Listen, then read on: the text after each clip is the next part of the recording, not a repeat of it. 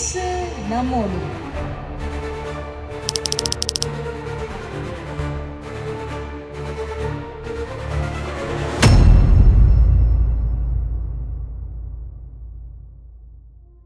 ஹல்லேலூயா. அருமையான தேவ பிள்ளைகளே, இயேசு நம்மோடு இந்த நிகழ்ச்சியினூடாக உங்களை சந்திப்பதிலே மிக்க மகிழ்ச்சி அடைகிறேன். மாதத்தின் நடுப்பகுதியிலே வந்திருக்கிறோம். தேவனாகிய கர்த்தர் மகிமையானதை மேன்மையானதை நிச்சயமாகவே உங்கள் வாழ்க்கையில் செய்வார். அவரை நோக்கி பார்த்தவர்கள் பிரகாசமடைந்தார்கள், அவர்கள் முகங்கள் வெட்கப்பட்டு போனதில்லை என்று தேவனுடைய வசனம் சொல்லுகிறது.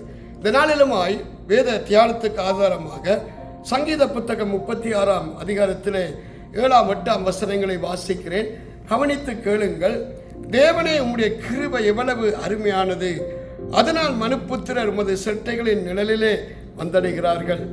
உமது ஆலயத்தில் உள்ள சம்பூரணத்தினால் திருப்தி அடைவார்கள். உமது பேரின்ப நதியினால் அவர்கள் தாகம் தீர்க்கிறீர்.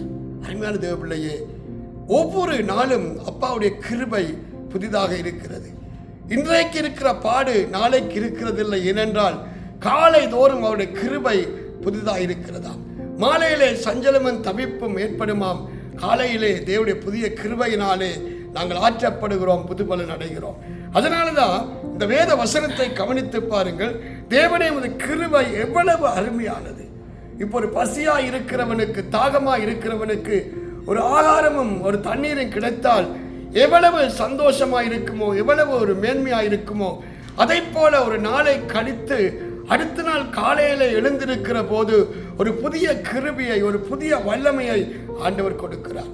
அதனால தான் இக்கால பாடு எங்களுடைய வாழ்க்கையில் அது பெரிய மகிமையை கொண்டு வரும் என்று வேதம் சொல்லுகிறது. அருமையான தேவ பிள்ளையே, இந்த வசனத்தின்படியே நான் உங்களோடு தேவனுடைய வார்த்தையை பகிர்ந்து கொள்ளுகிறேன். தேவனே, உமது கிருபை எவ்வளவு அருமையானது, அதனால் மனுப்புத்திரர் உமது செட்டைகளின் நிழலிலே வந்தடைகிறார்கள்.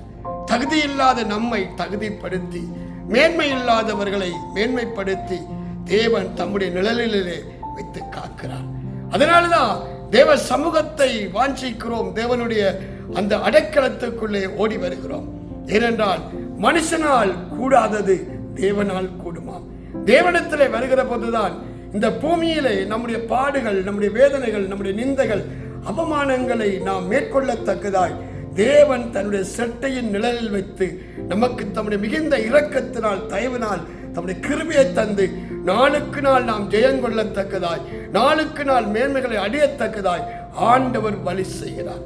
அதனாலதான் இந்த சங்கீதக்காரன் சொல்லுகிற போது சொல்லுகிறார், தேவனே, உமது கிருபை எவ்வளவு அருமையானது. நாம் நிர்மூலமாகாது இருக்கிறதே தேவனுடைய கிருபை. அருமையான தேவனையே, தேவனுடைய கண்களிலே நமக்கு தயவு உண்டாமல் போயிருந்தால், தேவனுடைய கண்களிலே நமக்கு கிருபை கிடைக்காமல் போயிருந்தால் என்றைக்கோ நாம் அழிந்திருப்போம்.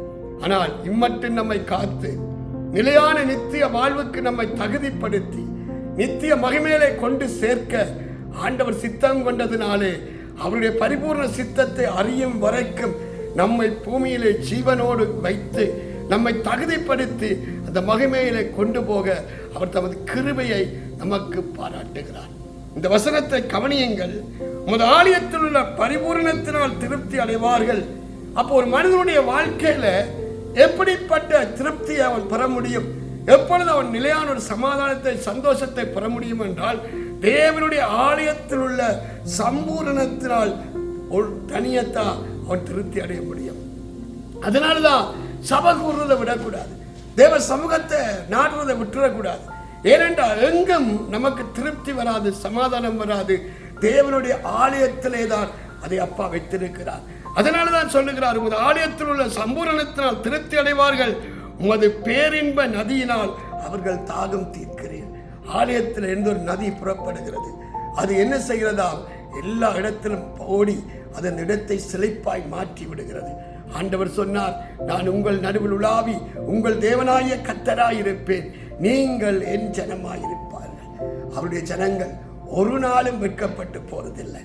அருமையான தேவ பிள்ளையே, இந்த இயேசு நம்மோடு தேவசதியை கேட்டுக்கொண்டிருக்கிற உங்க வாழ்க்கையில நான் கேட்கிறேன், நீங்க தேவ கிருபையை ருசிக்கிறீர்களா? ஒவ்வொரு நாளும் தேவ கிருபைக்காக வாஞ்சித்த ஒரு செட்டை நிழலில் ஓடி வருகிறீர்களா? அல்லாவிட்டால் தேவனுடைய சம்பூரணம் பரிபூரண ஆசீர்வாதத்தை அடைவதற்கு தேவனுடைய ஆலயத்தை நோக்கி வருகிறீர்களா? வசனம் சொல்லுகிறது, அவர்கள் உம்முடைய ஆலயத்தில் உள்ள சம்பூரணத்தினால் திருப்தி அடைவார்கள். அந்த பேரின்ப நதியிலே, அந்த பரிசுத்த ஆவியோட ஆளுமையிலே மூழ்கி திளைக்கத்தக்கதாய், அந்த நதியிலே நீங்கள் மூழ்கி எழும்பத்தக்கதாய் நீங்கள் ஆலயத்திலே நிலைத்திருக்கிறீர்களா? அருமையான தேவபிள்ளையே, நம்மை நாம் நிதானித்து அறிந்தால் நியாயம் தீர்க்கப்படும். நான் உங்களுக்காக ஜெபம் பண்ணட்டுமா? தகப்பனே, இந்த நாளிலுமா இந்த இயேசு நம்மோடு இந்த தேவ செய்தியை கேட்கிற ஒவ்வொரு பிள்ளைகளுக்காய் மன்றாடி செபிக்கிறேன். ஆண்டவரே, நீர் வசனத்தை அனுப்பி விடுவிக்கிறவர், ஆசீர்வதிக்கிறவர், மேன்மைப்படுத்துகிறவர், ஆவிக்குரிய கண்களை திறந்து விடுகிறவர். இந்த நாட்கள்ல யாரெல்லாம் உண்மையில தாகமாய் வாஞ்சையாய் இருக்கிறார்களோ, உடைய வசனத்துக்காக ஏங்கி நிற்கிறார்களோ, இந்த பிள்ளைகளை கண்ணோக்கி பாருங்கப்பா. தடைகள் உடைக்கப்படத்தக்கதாய், தேவ மகிமை வெளிப்படத்தக்கதாய் கர்த்தருடைய கரம் இந்த பிள்ளைகள் மேல் அமரும்படியாக இந்த நாளில் மன்றாடி செபிக்கிறேன்.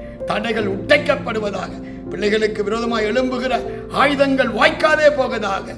தேவ பிரசன்னம், தேவ ஆளுமையை பெற்ற மனுஷனாக ஆண்டவரே உம்முடைய ஆவியினால் நடத்தப்படுகிற ஆண்டவரே ஆவியினால் மேன்மைகளை காணத்தக்கதாய் அனுக்கிரகம் செய்வீராக. ஆண்டவரே, வார்த்தையை கேட்கிற போதே ஒரு வெளிச்சம் உண்டாகட்டும் ஐயா. இருள் நீங்கட்டும் தகப்பனே. ஆசீர்வாதத்தின் கதவுகள் திறக்கப்படட்டும். மேலான கிருபைகள் வெளிப்படட்டும். இயேசு கிறிஸ்துவின் நாமத்தில் ஜெபிக்கிறேன் என் ஜீவனுள்ள நல்ல பிதாவே, ஆமென்.